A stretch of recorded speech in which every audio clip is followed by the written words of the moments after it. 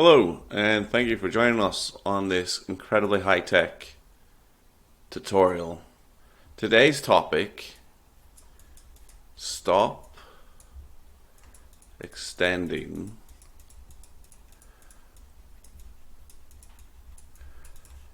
your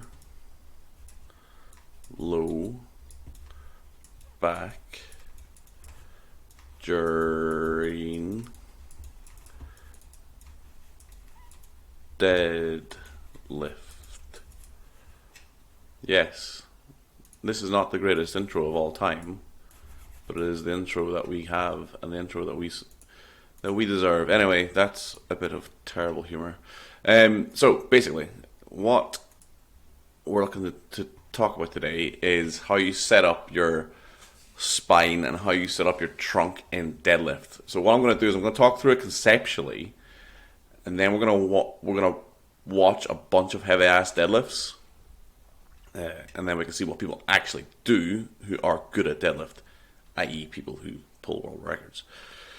So in a deadlift, we have the hip joint, the knee joint, ankle joint, the shoulder joint, the elbow joint, and the barbell at the wrist joint. So the linkage here, we have a solid bone, two solid bones there as well, and one solid bone.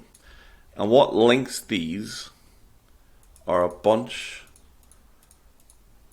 of solid bones that are linked by fluid and cartilage and a bunch of not less solid shit that can it can move. Spine can move, obviously. It can extend, it can flex, it can rotate. So the action of each joint, the action of the ankle extension into the floor through the tibialis, I don't know, my anatomy is shit, through the foot and through the ankle. It's extending into the floor. The action of the knee extension into the floor using quadricep through the femur and the shin bones. The femur is connected to the shin bones. Action of the hip extension through the spine, extension through the femur that travels down into ground reaction force, but also has an equal and opposite reaction that results in extension of the hip. All these, the action of these is just having the barbell, just being hooks, letting the barbell pull down. And then the action of the abdominals is to provide support for the spine structure through bracing. So that's the segmental breakdown of deadlift. There's some errors in it, who gives a fuck. It's generally correct. So if we have let's go to the spine now. Let's say we have two spines here. Spine 1, spine 2, spine 3. I lied, I said two spines. So we have an arched lower back, like this. We have a neutral back, like this. And then we have a flexed back, like this. Which of these is the better position? The worst position is this one. So if you think about it, so it's a segment. So it's a segmental structure, like bricks, that has a load coming on it here. If you were to build a bridge that looked like that, what would happen to the bridge? It would fall. It would just crumple. So this is the weakest of these three structures. So your glutes have to try and help extend this structure. So you're expending energy, abducting the hip and producing. So as you extend your lower back, you produce abduction at the hip and extension through the lower back using your glutes to rotate your pelvis in that position.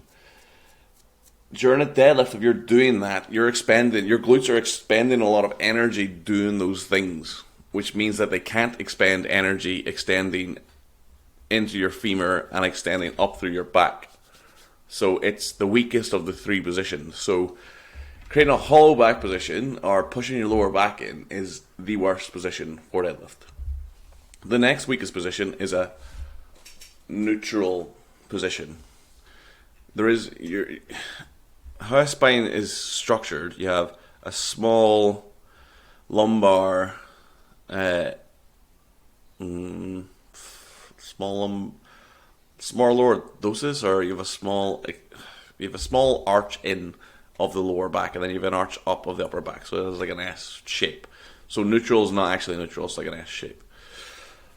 But it's not necessarily the strongest position for deadlift. The strongest position for deadlift is actually flexion, because it's an arch. So if you were to build a bridge like that, it's probably a fairly good bridge, if it's not a suspension bridge, which is not. It's supported from below with an arch position. So this is what we should be looking for. I'm not looking to actively flex your back, because you're going to get into too extreme of a position where you get past your knees to lock out, and you can't actually lock out because you're too flexed, and your lower back has to not only extend your hip then, but also has to help extend your back along with your spinal erectors, which are not strong muscles really. You can make them stronger, but a spinal erector relative to a glute is never going to be strong. It's just not going to happen, because they don't have the same cross-sectional area, and they'll never have the same cross-sectional area as a glute, or the same structure, the same insertion points, the same cross bridges, blah blah blah blah blah blah. Spinal erector is not going to be as strong as a glute. It's just not going to happen. So that is some basic bitch rationale as to why a slight flex through the lower back is actually a good thing in deadlift. And it being more dangerous there's no evidence to suggest that. You can look at functional memology, Adam Meekins, guys like that, if you want some science on that. We don't really need the science, it's safe enough. All positions are safe. So once we've kind of thought, so this is the basic thought process behind it. I mean, obviously there's probably some errors and it's a little bit basic bitch, but whatever. It's the basic understanding. Now let's look at some people lifting some heavy fucking weight. So what I want you to watch for, okay? What they do with their arms, they have their arms long, arms pulled out of the socket. They have their hips in the strongest position, so it's going to be higher for some people, lower for some people, depends on their anatomy, but it's going to be in the strongest position. And watch their back. We've talked a lot about that, so I don't want to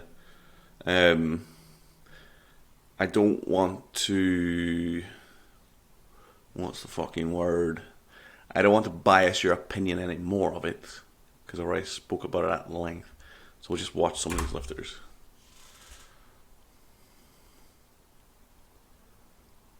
This is meant to be raw, but I'm not entirely sure that's raw. I might just skip through because it takes fucking ages.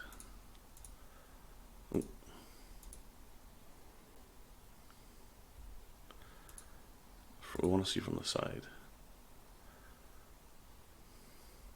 So even though these are sumo lifters, what are they doing with their spines? What are they doing with their arms? What are they not doing? This is an equipped lift.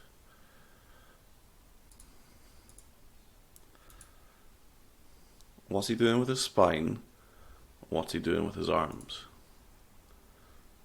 So this is a good example. This guy sets in an extended position, so he sets in that kind of meme sumo position. But what actually happens when he lifts the weight? His hips are higher, his spine is flexed, and his arms have got pulled long. Sorry, I'm biasing you. I shouldn't do that.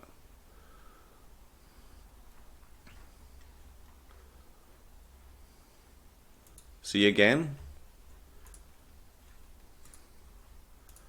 Sets in what I will call from now on the meme position. So people think this is where you deadlift from, the meme position. When the bar breaks the floor, the actual position, where is he in space? What's he doing with his spine? What's he doing with his arms?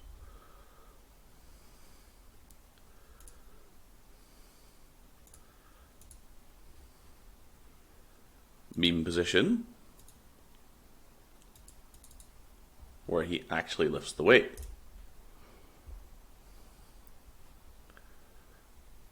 Fuck. Are you really powerlifting if you don't have fire? Yo, bro, that's straight fire. Fire emoji, fire emoji.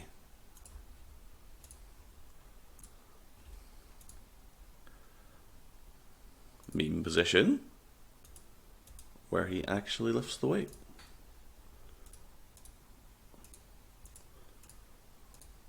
So much fucking sumo. Well, there's an example of someone who potentially lifts from the meme position.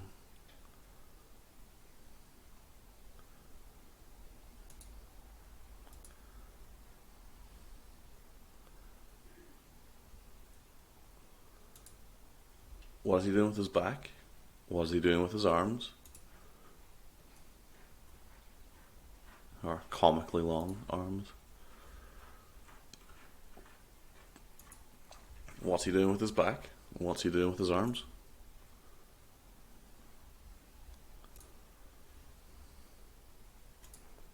Meme position, where the bar breaks the floor. What's he doing with his back? What's he doing with his arms? I'm just gonna watch some more just because I like watching big fucking deadlifts. It's cool.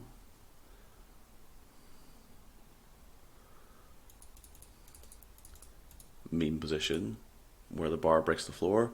What's he doing with his back? What's he doing with his arms? That's a beautiful lift.